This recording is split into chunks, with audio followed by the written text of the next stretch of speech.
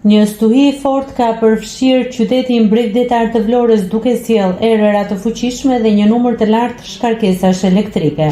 Përkeqësimi i menjëhershëm i motit, me intensitet të lartë të erës dhe vetëtima në qiell gjatë stuhisë ka detyruar pushuesit të largohen me nxitim nga plazhet, ndërsa zona bregdetare është përfshirë nga ndryshime të shpejta atmosferike.